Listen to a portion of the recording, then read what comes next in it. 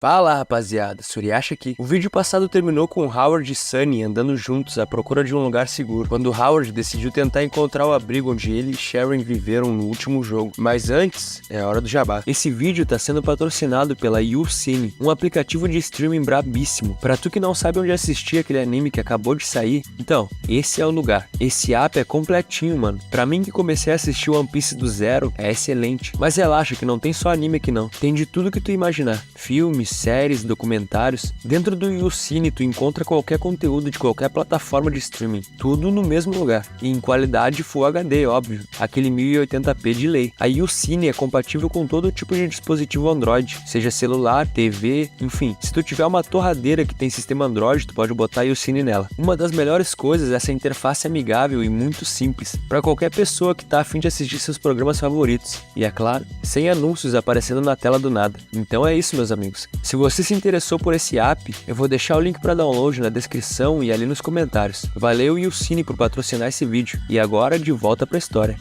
O capítulo seguinte começa com eles caminhando por um lugar cheio de árvores. Ele encontra várias daquelas plantas que ele plantou no segundo jogo. É louco porque tudo começou com um pequeno pedaço de terra e agora essa planta se espalhou por todo lugar. Essa é a prova de que o sonho que ele tá vivendo agora se passa depois do último sonho. Se ele conseguir encontrar o antigo abrigo que ele usou, ele pode conseguir ver o 2003 de novo. Eles continuam caminhando por esse mundo que parecia abandonado. Howard encontra uma vassoura jogada e pega o cabo dela. Ele afia o cabo em uma pedra e pronto, agora ele tem uma lança. E a gente sabe o estrago que ele consegue fazer com uma dessas. Sunny seguiu nosso prota de perto o tempo todo. Teve um momento que ela escutou um daqueles cachorros robôs se aproximando e atirou nele na mesma hora. Howard diz, bom trabalho, e ela fica sem graça. Então pergunta se ele tem namorada. Ele não esperava essa pergunta e, pra falar a verdade, não sabe bem como responder. Algum tempo se passa e vemos que ele contou pra ela todo o rolê dele com a Sharon. Sunny diz que essa é uma história de amor bem complicada. Ele diz que sim, mas que agora acabou. Ele se lembra dos primeiros momentos depois dela dar um pé na bunda dele. O pessoal fofocando sobre ele na empresa. Seu colega Donald dizendo pra ele maneirar com a birita. E ele todo loucão dizendo que tá de boa. E então perguntando se eles acham que ele tá exagerando. Donald e o outro colega se olham. Howard pergunta pra ele se ela era mesmo muita areia pro caminhãozinho dele. E os dois dão aquela suspirada. Já é resposta o suficiente. E aí Donald diz que só casais do mesmo nível social conseguem durar. Quando ele era mais novo, ele ansiava por liberdade e paixão. Ele estava ansioso por quebrar a barreira da classe social. Mas quando ele ficou velho, ele percebeu o quão importante é encontrar alguém do mesmo nível social. Howard pensa sobre isso, no mesmo nível social. Naquela hora, todo mundo dizia pra ele aceitar que ele tomou um pé na bunda. Mas ele odiava admitir uma coisa dessas. Ele não é um tipo de brinquedo que é usado e jogado fora. Sunny desperta ele dos seus pensamentos. Ela pega na mão dele e diz que ele falou que conheceu ela nesse lugar, né? Bom, então vamos encontrar ela. Eles podem pegar ela pelo colarinho e dizer pra ela contar a verdade. Se ela se recusar a falar, então Sunny vai castigar ela. Bom, pelo menos era isso que faziam com ela quando ela fazia coisas erradas. Ele pergunta se ela não acha que ele tá tentando conseguir algo que tá fora do alcance dele. Como pode alguém como ele sequer pensar em sair com uma mulher daquele tipo? Ela fala pra ele não dizer isso, porque ela acha ele incrível. O que sobre ele não é bom? Ele salvou a vida dela e ensinou ela como a se defender, com muita paciência. A mãe dela sempre dizia que as pessoas devem ser julgadas pelo que fazem e não pelo que elas falam. E Sunny realmente acha que ele é uma boa pessoa. O nosso prota, como sempre, fica sem jeito depois de ser elogiado. Sunny diz que ele não vai desistir dela. Não importa quem tente persuadir ele a desistir, não é? E Howard não sabe o que dizer. A garota diz que ao invés de dizer que ele não vai conseguir e colocar alguma objeção, ela deve torcer por ele. Ele pergunta por que isso, e ela diz que não é uma pessoa confiante em si mesma. Quando ela vê um cara realmente determinado e autoconfiante, ela pensa, nossa, que incrível, ele tem aqueles lados positivos que eu não tenho. Eu gostaria de ajudá-lo, vou fazer alguma coisa por ele. Ela pede pra ele deixar ela ser sua amiga e ajudá-lo. Juntos, eles vão completar a missão capturar a ex-namorada. Howard tenta se segurar, mas não consegue. Ele começa a gargalhar na hora, uma risada lenta e muito alta. A menina não entende porque ele tá rindo assim, e ele apenas diz, obrigado. Então algum tempo se passa. Os dois continuavam procurando pelo abrigo onde ele e Sharon passaram aquele tempo juntos. E bom, depois de um tempo procurando, eles acham um abrigo. Muita coisa tinha acontecido nesse lugar. Howard pensa que 2003 vai ficar feliz em vê-lo de novo, então sai correndo. Sunny diz pra ele esperar por ela. No caminho, ele vai notando as árvores e a vegetação que cresceram por ali. Tudo começou naquele momento em que ele e o seu amigo plantaram juntos a primeira árvore. Ele entra no abrigo. As memórias do tempo que ele viveu com o robozinho veio com tudo na sua mente. Ele vê a carcaça do robô que os dois derrotaram juntos. Howard chama pelo 2003 pelo abrigo, mas nada, nenhuma resposta. Ele grita que tá de volta e nada, ainda sem resposta. O abrigo abandonado realmente passava um ar de abandono. Tava completamente silencioso. Howard começa a ficar triste. Será que aconteceu alguma coisa com 2003? Porque ele não tá mais ali. Mas então nessa hora, ele começa a ouvir um farfalhar de metal bem característico. Ele olha e vê aquele bracinho bem característico. E então, aquelas rodinhas. Ali tava ele, o robô 2003. Exatamente como o Howard se lembrava dele. Howard fica muito feliz. É 2003. E aí vai correndo até seu amigo. Ele pergunta por que o robô não respondeu ele agora quando ele tava gritando por alguém. E pergunta se o 2003 sentiu sua falta. Então vai abraçá-lo. Mas nessa hora, Howard sente uma dor agoniante na sua barriga. Como se uma faca tivesse perfurado. E cai no chão na mesma hora, levando a mão até o lugar e sentindo o sangue que vazava do seu corpo. No bracinho de 2003, sua arma saía fumaça. Ele havia atirado em Howard, que agora perdia muito sangue. O robô aponta sua arma diretamente pro rosto do nosso prota, que tremia e sentiu seu corpo perdendo a força, enquanto pergunta pro 2003 o que ele tá fazendo. Limpar, rolar, comando ativado, modo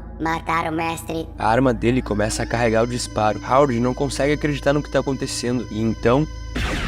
a cabeça do robô 2003 é atravessada por um tiro de laser e ele cai duro no chão na mesma hora. Sunny estava ali. Pelo visto, ensinar ela a atirar valeu a pena. Nessa hora, o robô 2003, caído no chão, começa a ficar meio translúcido e mudar de forma. O corpo dele vai se transformando até que fica com a aparência daqueles cachorros robôs, mas continua sua mutação, até que vira aquele robô morcego. Só que isso não é tudo. Ele continua mudando a sua forma, até que finalmente revela o que parece ser um tipo de robô ultra tecnológico. E assim o capítulo acaba. O capítulo seguinte começa com o nosso prota ferido no chão. Ele estava perdendo uma quantidade assustadora de sangue. Howard respirava de uma maneira muito pesada, então quer dizer que ele vai perder o jogo tão rápido assim? Sunny olha pra ele sem saber o que fazer. Ele já perdeu muito sangue. O que ela deve fazer para parar esse sangramento? Ela vê a mochila dele e começa a procurar algo que pode ajudar, mas não encontra nada. O que ela deve fazer? Howard começa a tremer e diz com a voz fraca que tá com frio. Ele perdeu tanto sangue que o corpo dele começou a esfriar. Ela tira sua jaqueta e coloca em cima do ferimento dele, mas ele continua se tremendo todo, dizendo que tá com frio. Sunny tira seu colete e coloca sobre ele também, mas não faz muita diferença. Howard continuava tremendo e com frio. Pensando que não tinha outra escolha, Sunny decide tirar sua saia e usar para tentar esquentar ele. E bom, nada disso vai resolver a situação, mas é o melhor que ela pode fazer por ele. Então ela começa a ouvir um farfalhar de engrenagens se aproximando. Ela se vira e vê ele novamente. Mestre,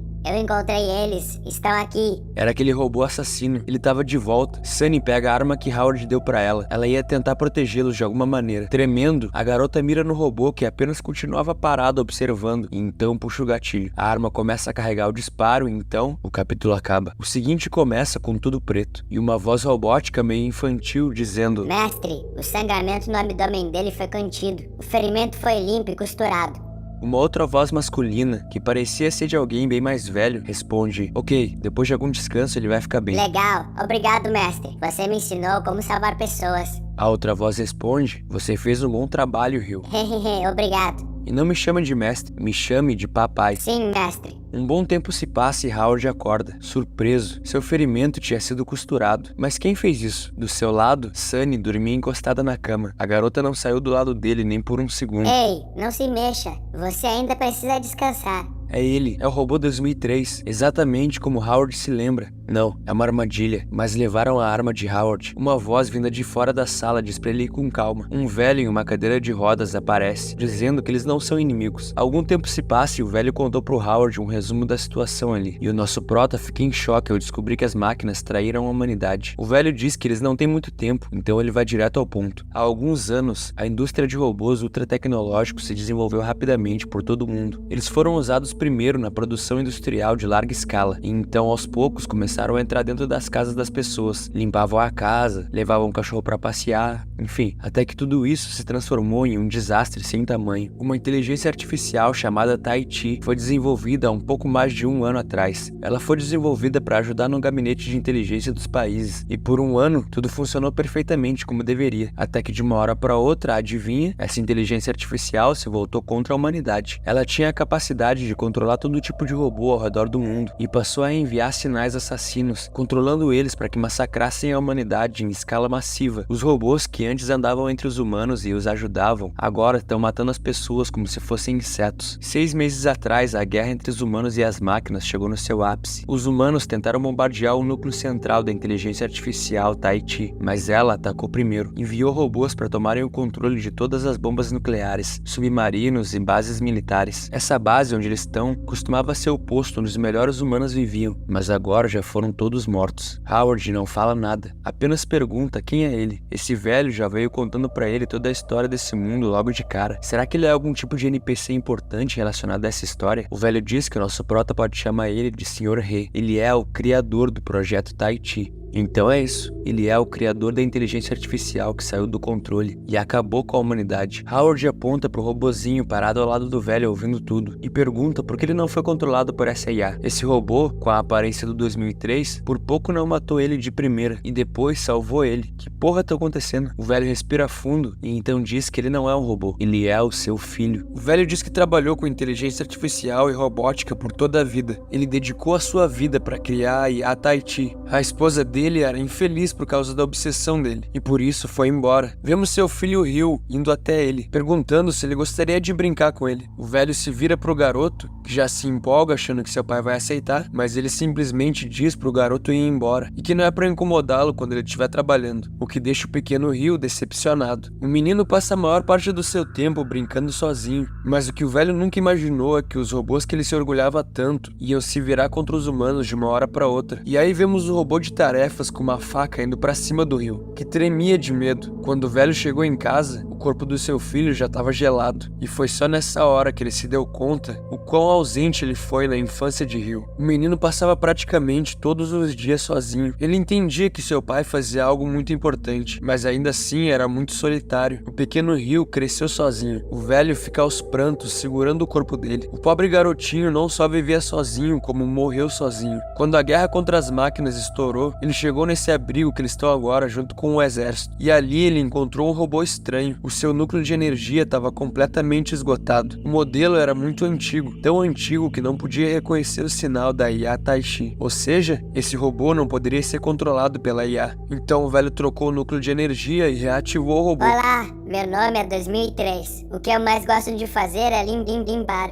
Embora o velho tenha criado robôs a sua vida toda, ele nunca chegou a achar que eles têm personalidade. Mas esse robô se comportava de uma maneira muito parecida com um humano, como se realmente tivesse uma personalidade muito amigável. Tão amigável que ele até mesmo permitiu que o velho colocasse o cérebro do seu filho no seu corpo mecânico. Quando escuta isso, Howard não sabe o que pensar. O velho então diz que de todos os robôs que ele já criou, esse é de longe o mais inteligente. Howard tá meio em choque. Então ele é ambos, 2003 e o filho do velho. Ele não sabe como descrever o que tá sentindo agora. 2003 costumava ser o seu melhor amigo, mas agora se tornou apenas o container de outra pessoa. Sunny percebe que Howard parece meio abalado. Algum tempo se passa e eles vão até a carcaça morta do robô que feriu Howard. Ele caminha com um pouco de dificuldade, mas a Sunny tá ajudando ele. Eles param diante do robô morto, e então o velho fala que desde que a IA Tai Chi começou a controlar os robôs, eles aprenderam uma habilidade nova, mímica. Eles conseguem simular perfeitamente a forma de outros seres para conseguir atacar quem tiver com a guarda baixa, como aconteceu com Howard. Sunny fica impressionada. Então quer dizer que os cachorros que a atacaram antes e até mesmo os morcegos eram robôs transformados? O velho diz que a humanidade tem uma situação muito ruim nesse momento. Ele espera que eles possam ajudar a salvar o mundo. Sunny pergunta como eles podem ajudar, mas o Howard diz para ele esperar um pouco. Eles acabaram de se conhecer. Como ele pode atribuir uma responsabilidade tão grande neles? O velho respira fundo e diz pro Ryu ir buscar o seu desenho. O robozinho fica meio surpreso, mas então diz: Sim, mestre.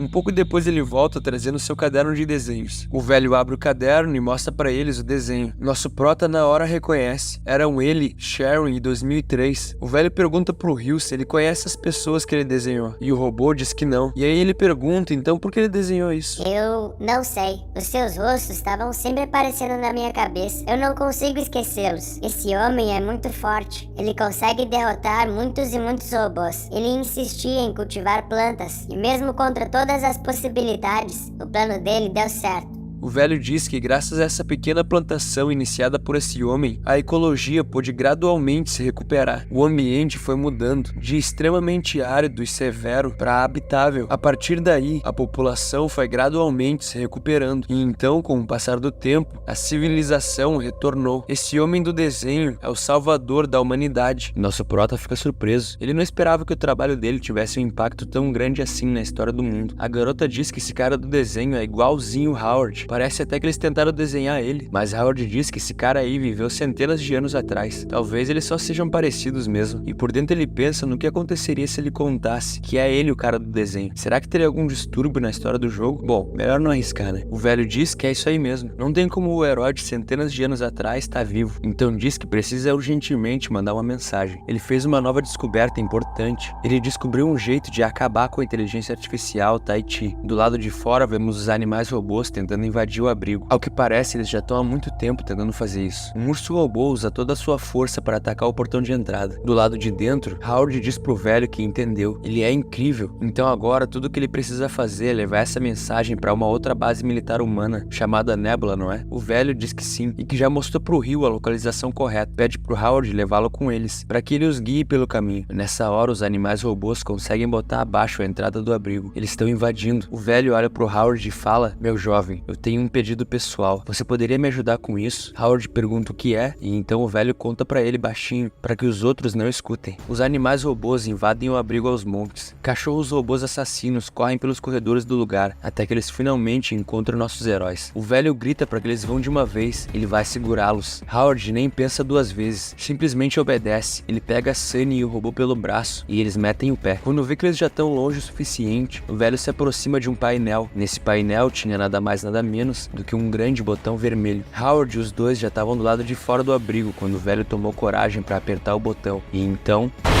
o abrigo inteiro explode violentamente, jogando eles longe. Howard se coloca em cima deles para protegê-los dos destroços da explosão. Eles se viram para ver. O que antes era o abrigo, agora era fogo. Sunny fica sem acreditar. Aquele velho tinha se matado. O robozinho, que estava parado olhando aquilo, começa a pular e comemorar. Ele pula de alegria de um lado pro outro. Sunny pergunta o que aconteceu com ele. Será que ele bugou por causa da sua perca? Mas não é isso. Howard sabe o que é. O velho contou que mentiu pro robô que isso é um jogo, não uma guerra. Ele disse que ele poderia ir para a próxima fase do jogo se terminasse essa, e contanto que continuasse jogando bem, ele iria ganhar o jogo. O velho pediu pro Howard não contar pro robozinho que se matou. A morte de uma pessoa amada pode ser devastadora para uma criança pequena. Quando ele perguntar por ele, é pro Howard dizer que o papai tá esperando ele no final do jogo. Então temos um flashback da história do pequeno Rio. Ele era uma criança muito inteligente, que desde cedo encontrava jeitos de se divertir sozinho, já que seu pai estava sempre ocupado trabalhando. Ele gostava muito de videogames e chegou até a criar um joguinho de luta, onde ele poderia jogar com aquele robô engraçado que eles encontraram no abrigo. Por mais que tivesse sempre sozinho, ele nunca parecia triste, mas mesmo assim, um dia algo aconteceu. Rio acordou e percebeu que o corpo dele tinha mudado. Ei, por que o meu corpo tá desse jeito?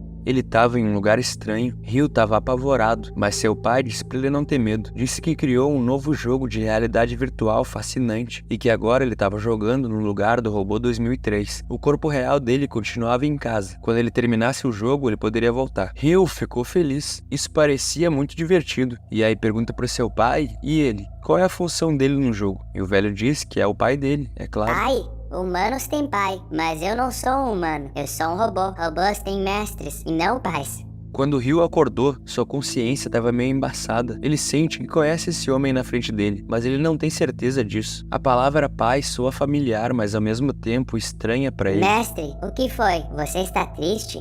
O velho diz: "Não, eu tô muito feliz. Eu tô feliz porque você tá aqui comigo." Rio é uma criança. Ele não precisa de muito pra se divertir. Ele tá feliz de estar jogando um jogo legal e de estar acompanhado. O mestre tem razão. Eu sou livre no jogo. Posso fazer o que eu quiser. Aos poucos, Rio foi demonstrando interesse por pintar. Certa vez, o velho pegou ele lendo um livro de filosofia. Vemos que os dois foram de grande ajuda na luta dos humanos contra as máquinas, tanto o velho quanto o Rio. Mas nessa hora, o velho parecia sobrecarregado, e numa tentativa de aliviar o peso do seu mestre, Rio começou a costurar e remendar bonecas. No começo, ele era meio desajeitado, mas com treinamento ele começou a melhorar, e então passou a ajudar os feridos nas batalhas. Às vezes, memórias estranhas emergiam na consciência dele, como flashes de uma vida passada. Rio contou isso pro seu mestre, que disse que não tem nada demais. Ele é um robô, é esperado que ele tenha algumas memórias. O Rio/Robô 2003 pensa que se o mestre tá dizendo, então não tem nada pra se preocupar. Sim, mestre. O velho diz pra não chamar ele de mestre, é pra chamar ele de papai. O robô pensa que o mestre dele tem esse hábito estranho de ficar sempre pedindo pra chamar ele de O papai. mestre disse que eu poderia ir pra próxima fase depois de completar a fase anterior. Todos ficam em silêncio por alguns segundos, olhando pro abrigo em chamas. Ei, eu passei da primeira fase, não passei? Howard não fala nada. Quando será que eu vou ver meu mestre de novo?